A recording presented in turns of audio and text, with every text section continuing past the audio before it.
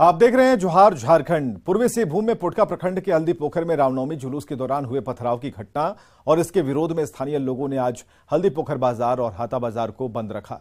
लोगों की मांग है कि पथराव करने वाले दोषियों पर कार्रवाई हो और साथ ही लोगों ने पोटका प्रखंड के अंचलाधिकारी इम्तियाज अहमद पर पक्षपात का आरोप लगाते हुए ट्रांसफर की मांग रखी। आज हल्दी पोखर बाजार पूरी तरह से बंद है। चौक चौराहों पर पुलिस फोर्स तैनात है। पुलिस अधिकारियों के साथ विधायक और सांसद ने भी लोगों से शांति बहाल की अपील की है।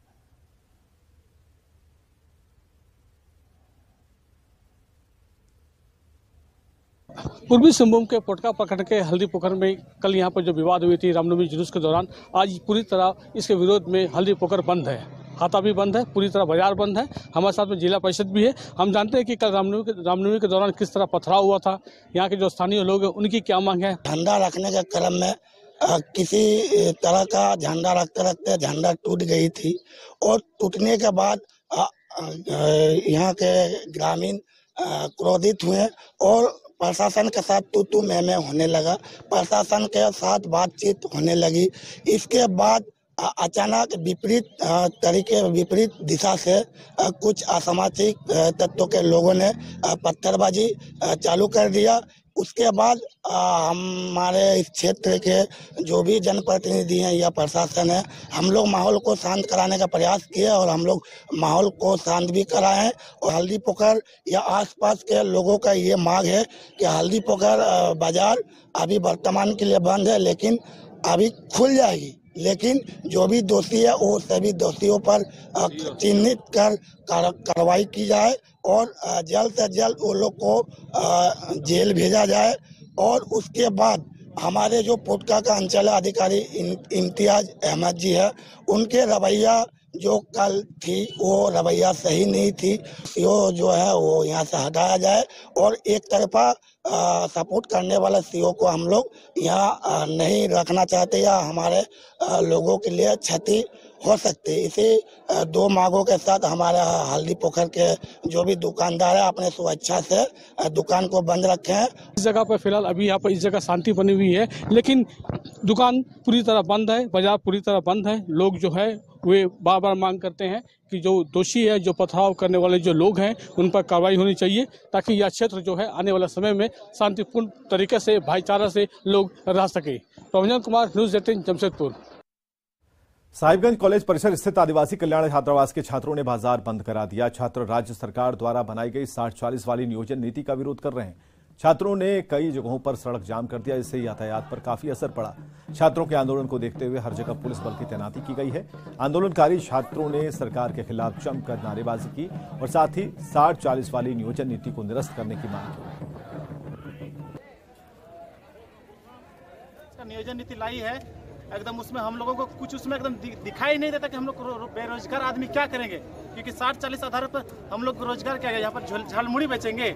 सब लोग बाहरी का लोग नौकरी करेगा और हम लोग छात्र यहाँ पर बेरोजगारी भटकते रहेंगे इधर उधर।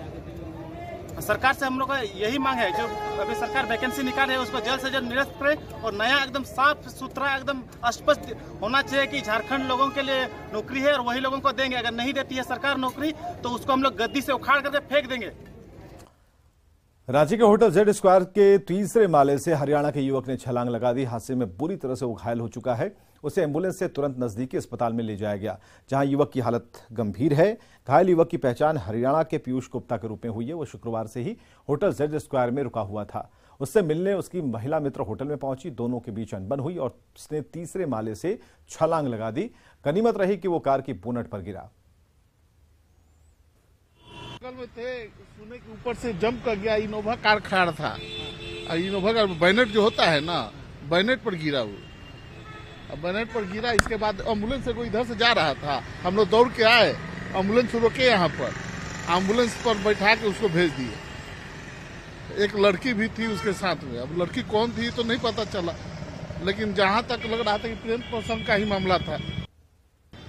डोरंडा थाना क्षेत्र स्थित होटल के छत से एक युवक ने छलांग लगा दी। बताया जा रहा है कि युवक जो है वो होटल की छत से ही कूदा और इसी जगह पर, जहां पर वो देख सकते हैं कि सफाई कर्मी के द्वारा फिलहाल सफाई की जा रही है, उस जगह पर एक कार खड़ी थी और उसी कार के पास युवक जो है वो गिरा जिससे कार भी पूरी तरह से क्षतिग्रस्त हो गई। देख सकते हैं कि जो कार क्षतिग्रस्त है उसके सामान भी यहाँ पर बिखरे पड़े हुए हैं, जो बताते हैं कि इंसिडेंट किस तरह से हुआ हो। हालांकि युवक को समय रहते एम्बुलेंस में बैठाकर कहा जाए तो अस्पताल भेजा गया है। वहीं ये आशंका जाहिर की जा रही है क्योंकि युवक के साथ एक महिला भी थी और महिला के साथ कुछ अनबन हुई, उसके बाद ही युवक के द्वारा ये कदम उठाया गया है, ऐसी आशंका व्यक्त की जा रही है। हालांकि होटल प्रबंधन के द्वारा मामले पर चुप्पी साध ली गई है और कुछ भी बताने से इनकार किया जा रहा है। लेकिन साफ तौर से बता दें कि पुलिस मामले की तफ्तीश में जुटी हुई है और मामले की जाँच की जा रही है। युवक हरियाणा का रहने वाला पीयूष गुप्ता बताया जा रहा है। देखना होगा इस मामले में क्या कुछ नया मोड़ आने वाले दिनों में देखने को मिलता है। कैमरामैन प्रभाकर के साथ ओम प्रकाश, न्यूज 18 रांची। रांची के अरगोड़ा इलाके में सहजानंद चौक के पास गर्भवती महिला से छिनतई की घटना को अंजाम दिया गया। थर्मामीटर खरीदने निकली महिला से अपराधियों ने पर्स और मोबाइल की छिनतई की। अपराधी स्कूटी पर सवार थे और वारदात के बाद स्कूटी को छोड़कर पैदल ही फरार हो गए। इस दौरान स्थानीय लोगों के साथ PCR 5 की टीम ने भी उसका पीछा किया, लेकिन अपराधियों का कोई सुराग नहीं मिला। मौके से मिली स्कूटी के साथ ही CCTV के जरिए अपराधियों तक पहुंचने की कोशिश में पुलिस जुटी है। थे एक थर्मामीटर लेने के लिए, तो जो मेडिसिन शॉप था ना वो बंद था, तो पूजा दुकान वाले से पूछे कि ये शॉप बंद है और कहीं पास में है मेडिसिन शॉप, तो वो बोले कि थोड़ा सा आगे जाके टर्न करिएगा तो वहीं पे है। जब हम जैसे थोड़ा सा आगे बढ़े दुर्गा मोमो के पास में, वो मेरे हाथ से मेरा पर्स और मेरा मोबाइल छीन के भाग गया। हम चिल्लाए, भाग रहा है, मेरा फ़ोन लेके भाग रहा है। फिर उसके पीछे 2 आदमी भागे, वो सहजानंद चौक की ओर गया था और मुराद तो वो बसंत बिहार की इधर निकलता है, तो फिर हम लोग इधर से भी गए लेकिन वो उधर निकला नहीं। जो उसके पीछे भागे थे वो फल मंडी के इधर उसका स्कूटी पकड़े और वो सामान लेके भाग गया। देवघर में एक बार कोरोना ने दस्तक दी। देवघर में एक दिन में 5 कोरोना पॉजिटिव मरीज मिले हैं। इनमें से 2 मरीजों की ट्रैवल हिस्ट्री भी मिली है। एक मरीज भागलपुर से देवघर आया था, दूसरा मरीज बनारस से देवघर पहुंचा था। 5 मरीज करनी बाग के रहने वाले हैं। एक साथ 5-5 कोरोना मरीज मिलने से देवनगरी में हड़कंप है। स्वास्थ्य महकमे में देवघर वासियों से एहतियात बरतने की अपील की है। कोविड पॉजिटिव पेशेंट निकले हैं और हम लोग का मेन फोकस है टेस्ट, ट्रेस और ट्रीटमेंट। और लोगों से पहले भी हम लोग रिक्वेस्ट कर रहे हैं डिस्टेंस मेंटेन कीजिए, मास्क लगाइए और हॉस्पिटल में आकर के कोविड टेस्ट कराइए, ये तो फ्री है। कोरोना के बारे में पहले से प्रचार किया जा चुका है और लगभग सभी लोगों को कोरोना के बारे में जानकारी है कि 2 गज की दूरी बहुत है जरूरी। हाथ को साफ करके रहना है, सैनिटाइजर का प्रयोग करना है। धनबाद कोयलांचल में इन दिनों गो तस्करी का सिलसिला थमने का नाम नहीं ले रहा। बीजेपी कार्यकर्ताओं ने 2 पिकअप वैन में लदे 19 गोवंश जब्त किए हैं, उसे गोविंदपुर पुलिस के हवाले कर दिया। दोनों गाड़ियों के ड्राइवर और उपचालक पकड़े गए हैं। जब्त मवेशियों में 3 बछड़े और 19 गायें हैं। बीजेपी ने गो तस्करी पर तुरंत रोक लगाने की मांग की है। के बाद जैसे ही हम लोगों का गाड़ी देखा ये गाड़ी वाला, तो 4 किलोमीटर 5 किलोमीटर इसको दौड़ा कर पकड़ा गया है। और पकड़ने के बाद हम लोग गोविंदपुर थाना में जमा किए हैं और इसके बाद गाय को गौशाला भेजने का प्रक्रिया चल रहा है और 4 चालक जो पकड़ाए हैं खलासी समेत उनको जेल भेजा जा रहा है। प्रशासन के द्वारा आश्वासन मिला है कि केस करके कार्रवाई की जाएगी। रांची में बीजेपी की कोर कमेटी की बैठक बुलाई गई है, जिसकी अध्यक्षता पार्टी प्रभारी लक्ष्मीकांत वाजपेयी करेंगे। रांची में बीजेपी एसटी मोर्चा के राष्ट्रीय अध्यक्ष और राज्यसभा सदस्य समीर उरांव ने बताया कि इस बैठक में पार्टी के आगामी कार्यक्रमों और स्थापना दिवस की तैयारियों पर चर्चा होगी। साथ ही प्रदेश अध्यक्ष के सवाल पर उन्होंने कहा कि यह फैसला केंद्रीय नेतृत्व करेगा। की बैठक यहाँ होने वाली है। निश्चित रूप से हमारे जो है प्रदेश अध्यक्ष जी के नेतृत्व में, आदरणीय दीपक प्रकाश जी के नेतृत्व में यह बैठक होगी।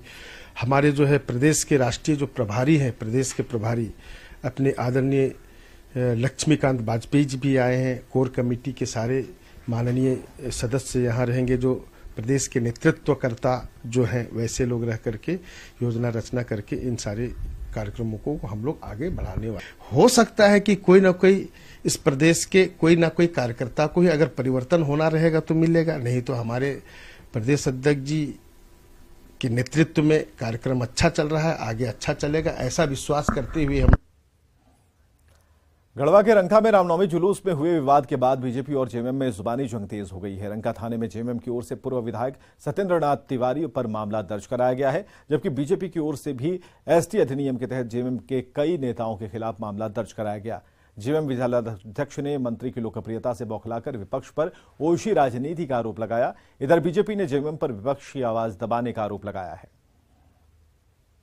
माननीय मंत्री ठाकुर के विकास को देख करके हमको लगता है कि दूर दूर तक हम अब इस विधानसभा में अपना पैसा नहीं जमा पाएंगे, इसलिए वो अपना आपा खोते जा रहे हैं, तिलमिले आ गए हैं और उसी का प्रतिफल है, उसी का नतीजा है कि अब कार्यकर्ताओं पर भी जुबान से तो बोलते ही हैं अलल बलल, अब हाथ भी उठाना शुरू कर दिए। सोशल मीडिया पर वायरल हुए हैं, उस वीडियो के माध्यम से साफ दिखता नजर आ रहा है कि सत्येंद्र तिवारी ने शिवशंकर राम के द्वारा को मारपीट किए हैं और उनको जब उन पर FIR हुआ है तो वे गलत रूप से ओछी राजनीति को देते हुए ओछी राजनीति कर रहे हैं और झारखंड मुक्ति मोर्चा के लोगों पर झूठा मुकदमा किए हैं, जो पूरी तरह से बेबुनियाद है। तो भय का माहौल बनाकर जेएमएम के कार्यकर्ता कार्य कर रहे हैं और विपक्ष के लोगों के आवाज दबाने के लिए दमनकारी राजशाही राजतंत्र व्यवस्था में चल रहे हैं। ऐसे में हम जिला प्रशासन से मांग करते हैं कि एक दलित समाज के प्रदीप पासवान के साथ न्याय मिले। अगर यह न्याय नहीं मिलता है तो आने वाले समय में भारतीय जनता पार्टी सड़क से लेकर सदन तक आंदोलन करेगी। रांची के मेराल नगरी के प्राथमिक स्कूल के बच्चे गंदा पानी पीने को मजबूर हैं। स्कूल का चापाकल मटमैला पानी उगलता रहता है, वहीं पानी पीकर झारखंड के नौनिहाल बीमार पड़ रहे हैं।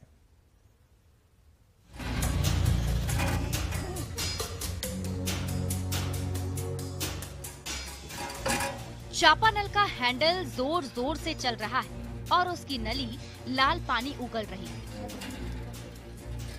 जी हाँ, जरा गौर से देखिए, ये चापानल जो पानी उगल रहा है उसका रंग लाल।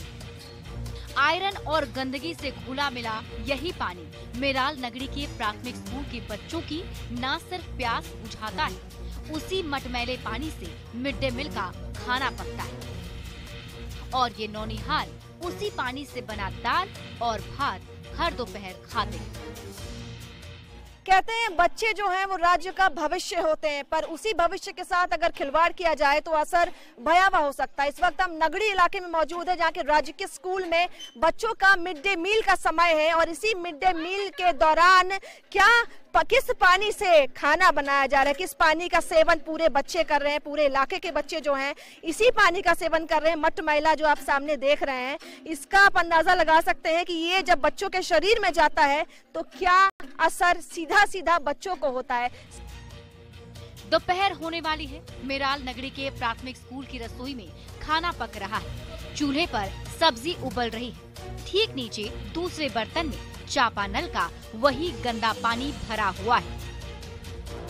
जाहिर है नौनिहालों के लिए सब्जी से लेकर दाल भात पकाने में इसी गंदे पानी का इस्तेमाल किया जा रहा है। हमारे साथ वो भी मौजूद है जो सालों से यहाँ मिड डे मील बना रही हैं और खुद इनके हाथ कब-कबाते हैं जब इसी पानी से इन्हें बच्चों को खाना परोसना पड़ता है। पानी इतना खराब है कि हम लोग को कोई उपाय नहीं बनता है। बर्तन धोते हैं तो बर्तन में दाग लग जाता है और पानी हमको पाप पड़ेगा। हम खाना बनाते हैं, हमको पाप पड़ता है। बोलता है बच्चा, कभी पेट दर्द देता है, बोलता है कभी बुखार लगता है, कभी माथा दर्द देता है, कभी चक्कर टाइप के लगता है, वही गंदगी पानी से। वही लोग हम लोग के गंदे अथी बोल रहे, बोरिंग चाहे चापाकल हम लोग के चाहे या स्कूल का हमको सुविधा। पानी की स्थिति आप लोग देखिए रहे हैं। अगर चापाकल अच्छा डीप बोरिंग मिल जाए तो बच्चा लोग का स्वास्थ्य भी अच्छा हो जाएगा। हम लोग निश्चिंत हो जाएंगे कि चलो बच्चा लोग तो चला रहा है, पानी पी रहा है। खाने का समय हो गया है। रसोई घर में चावल, दाल और सब्जी पककर तैयार है। स्कूल की घंटी बजते ही ये बच्चे खाली बर्तन लेकर उसी चापानल पर पहुंच गए।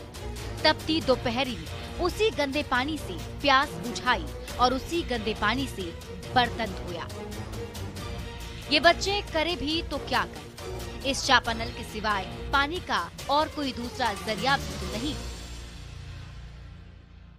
राजधानी रांची के नगड़ी इलाके के राजकीय स्कूल से एक ऐसी भयावह तस्वीर जहां पर स्कूल की सुविधा उपलब्ध है, मिड डे मील उपलब्ध है, लेकिन बच्चों के लिए वो फायदा नहीं बल्कि नुकसान साबित हो रहा है। नहीं, पानी अच्छा हमको नहीं लगता है। पानी में गंदा गंदा बदबू आता है। बदबू आता है? हाँ।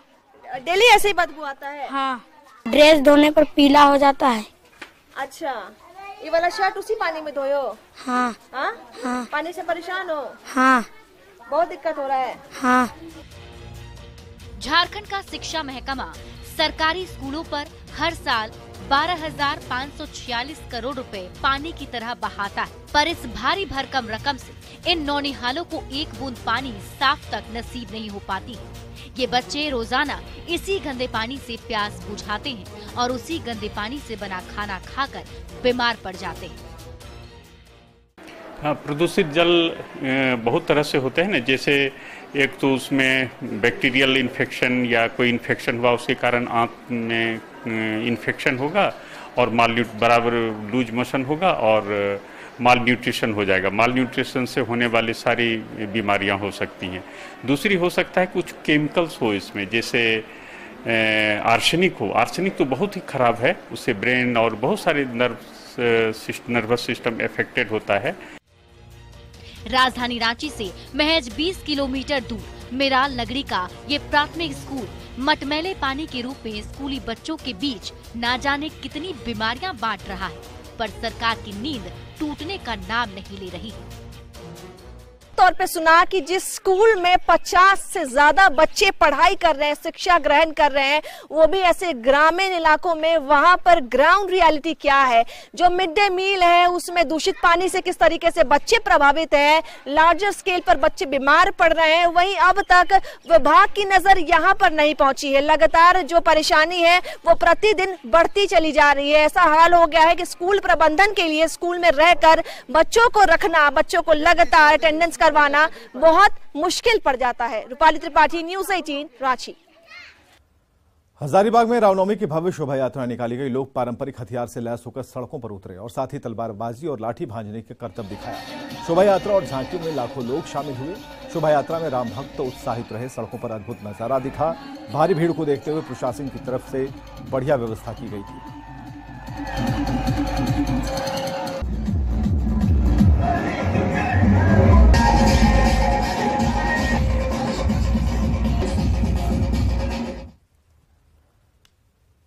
मिनी रत्न कहे जाने वाले इकाई बीसीसीएल धनबाद ने लक्ष्य से अधिक कोयले का उत्पादन किया। वर्ष 2022-23 में 31 मिलियन टन कोयला उत्पादन करने का लक्ष्य मिला था। इसे पूरा करते हुए बीसीसीएल ने 36.1 मिलियन टन कोयला उत्पादन किया है। साथ ही 2023-24 वित्तीय वर्ष में भी टारगेट उन्होंने रखा, एक बड़ा लक्ष्य रखा, तकरीबन 41 मिलियन टन का। और बंद पड़े वाशरी को भी काम में लाया जाएगा, जिसमें 4 वाशरी को इस साल चालू कर दिया जाएगा। 32 मिलियन का जगह में हम लोग अब सुने हैं कि 36.18 मिलियन टन किया है, तो अगला साल का 41 मिलियन टन का टारगेट है। बहुत ही ऊंचा टारगेट है। बाहर का पार्टी से कराया, जैसे सीमफार ने लगाया गया है फायर ऑडिट के लिए, तो हम लोग आशा करते हैं कि हम लोग को सेफ्टी और सिक्योरिटी में भी। गिरिडीह में सीसीएल कुलियरी के कबरीबाद माइंस से एक महीने में 1,61,000 टन कोयले का उत्पादन हुआ। सीटीओ नहीं रहने की वजह से पिछले 4 साल से कबरीबाद माइंस बंद था। सीटीओ मिलने के बाद 25 फरवरी से ही कबरीबाद से कोयला उत्पादन का काम शुरू हुआ और चालू वित्तीय वर्ष में 25 फरवरी से 27 मार्च तक कबरीबाद माइंस ने 1,61,000 टन कोयला उत्पादन कर एक नया कीर्तिमान कर दिया है। जीएम ने दावा किया कि छोटी माइन और पुरानी मशीनें होने के बाद भी अधिकारियों और श्रमिकों के सामूहिक प्रयास से कबरीबाद बेहतर उत्पादन करने में सफल रहा। 20 फरवरी को हम लोगों ने शुभारंभ किया, बाकायदे नारियल फोड़ करके सब लोगों ने कबरीबाद माइंस का। और आपको जानकर एक सुखद आश्चर्य होगा कि छोटा सा माइन 1 साल पहले 2 साल पहले पूरे साल भर में 1 लाख कोयला होता था।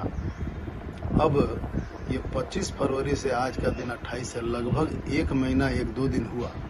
इसमें कबरीबाद माइंस 1,61,229 टन कोयला अभी तक कर चुका है।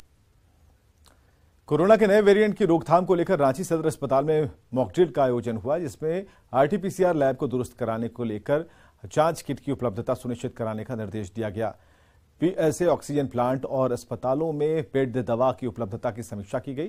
फिलहाल झारखंड में कोरोना के 25 एक्टिव केस हैं, जिनमें से अधिकतर मरीज में गंभीर लक्षण नहीं पाए गए। दिशा निर्देश द्वारा मॉक ड्रिल आज के दिन किया गया है, जिसमें पेशेंट को कैसे कैरी करना है, कहाँ जांच करानी है, सारी जो सिस्टम उसमें अलर्ट होना चाहिए, ट्रॉली में जाँच, डॉक्टर, दवा, investigation, isolation. Dhanbad bar association का चुनाव हुए 3 साल बीत चुके हैं। कार्यकाल की अवधि 23 मार्च को खत्म हो चुकी है। नए सिरे से चुनाव की आहट के बाद अब धनबाद न्यायालय के अधिवक्ताओं में आरोप प्रत्यारोप का दौर शुरू हो गया है। धनबाद न्यायालय के अधिवक्ताओं का एक समूह बार एसोसिएशन के प्रतिनिधियों पर कई गंभीर आरोप लगा रहा है। कई अधिवक्ताओं ने चैम्बर आवंटन को लेकर नाराजगी जताई। वहीं बार एसोसिएशन के प्रतिनिधि अपने आप को पाक साफ बताते हुए इसे महज चुनावी फंडा बता रहे हैं। अभी तक कोई लेखा जोखा प्रस्तुत नहीं हुआ। मॉड्यूल हमारा कहता है इसका बार का कि 10,000 रुपया से अगर कोई खर्च करता है ज़्यादा तो उसको जनरल बॉडी मीटिंग बुलाना है और उसके बाद उसको प्रस्ताव रखना है, और अगर उसमें वो होता है तब उस प्रस्ताव के बाद उसको पारित करके करना है, लेकिन ऐसा कुछ नहीं किया गया है। स्वार्थी तत्व एक भ्रम की स्थिति पैदा कर रखे हैं और गलत इन प्रकार किसी भी तरीके से विकास के काम पर व्यवधान डालना चाह रहे हैं, क्योंकि हम लोगों ने ये कार्यकाल 27 मार्च 2021 को प्रारंभ कर, जो कि पीक पीरियड था कोरोना का, कोविड पैंडेमिक का। धनबाद के बीएसके कॉलेज में एनएसयूआई ने कॉलेज प्रबंधन की मनमानी और कुव्यवस्था को लेकर तालाबंदी की। वहीं इस आंदोलन का विरोध एबीवीपी छात्र संगठन ने किया। एनएसयूआई के छात्रों का कहना है कि कॉलेज प्रबंधन छात्रों के भविष्य के साथ खिलवाड़ कर रहा है। कॉलेज की खराब व्यवस्था के खिलाफ आवाज उठाने पर मुकदमा करने की धमकी दी जाती है। वहीं कॉलेज के प्राचार्य ने आरोपों को गलत बताते हुए एनएसयूआई छात्रों को ही दोषी ठहराया है। गलत हो रहा, बिना टीचर का एग्जाम लिया जा रहा। अब आप बताइए कि एक टीचर 2 क्लास में कैसे एग्जाम ले लेंगे एक टाइम पे? तब तक कुछ गलत हो रहा है। उसके लिए अगर स्टूडेंट आवाज उठाता है तो धमकी दिया जाता है कि तुम्हारा नाम पे हम केस कर देंगे। प्राचार्य कोई नहीं है कॉलेज में अभी। धमकी कॉलेज के प्यून के द्वारा, क्लर्क के द्वारा दिया गया। ये लोग जानबूझ करके ऐसा किए हैं। अभी इंटरनल एग्जाम चल रहा है और इंग्लिश के कुछ छात्रों का जो है न मनमानी चाहता है, एनएसयूआई के बैनर तले चाहता है, जो कि हम खुलेआम चोरी करके लिखे। केस करने की धमकी नहीं दिया गया। आप जो आज धरना दिए, प्रदर्शन किए, कॉलेज में तालाबंदी किए और कॉलेज का काम बाधित किए, उस पर तो ऑलरेडी। जामताड़ा विधायक डॉक्टर इरफान अंसारी ने चंगाईडीह में अपने विधायक निधि से ईदगाह की 4 दीवारी निर्माण का शिलान्यास किया है। इस मौके पर विधायक ने लोगों की मांग पूरी होने पर खुशी जताई। उन्होंने कहा कि ईदगाह के लिए जितनी राशि की जरूरत होगी वो दी जाएगी, और इसी के साथ विधायक ने लोगों को भव्य स्टडी सेंटर देने का भी ऐलान किया ताकि छात्र छात्राओं को पढ़ने और आगे बढ़ने की सुविधा मिले। वहीं पानी टंकी का निर्माण कराने की घोषणा की ताकि लोगों को शुद्ध पेयजल मिल पाए। लोग जागरूक हो गए हैं, अब एजुकेशन पर फोकस दे रहे हैं। और मैं यहाँ पर हमारे जिमिल साहब हैं, काफ़ी हमें अच्छा लगता है जब पढ़े लिखे लोग आगे आते हैं और समाज को पढ़ाते हैं। इसको देखते हुए यहाँ पे हाई स्कूल मैंने भी दिया है, उसका भी बहुत जल्द प्रयास उद्घाटन करेंगे। और मुझे अच्छा भी लग रहा है कि इस नेक माह में लोगों का जो वादा मैंने किया था वो पूरा कर रहा हूँ। मुंबई में रिलायंस फाउंडेशन की चेयरपर्सन नीता अंबानी के dream project Nita Mukesh Ambani cultural centre का उद्घाटन किया गया। सेंटर के उद्घाटन के मौके पर जानी मानी हस्तियां मौजूद रहीं और ये कार्यक्रम 3 दिन तक चलेगा। और आपको बताएं कि नीता मुकेश अंबानी कल्चरल सेंटर मुंबई के बांद्रा कुर्ला कॉम्प्लेक्स में जियो वर्ल्ड सेंटर के अंदर तैयार किया गया है। सितारों से भरे इस इवेंट में इंडियन सेलेब्स के साथ साथ इंटरनेशनल स्टार्स ने हिस्सा लिया और कार्यक्रम में नीता अंबानी का एक वीडियो सामने आया जिसमें वो एक प्रस्तुति दे रही हैं। नीता अंबानी रघुपति राघव राजाराम भजन पर शानदार नृत्य करती हुई नजर आई।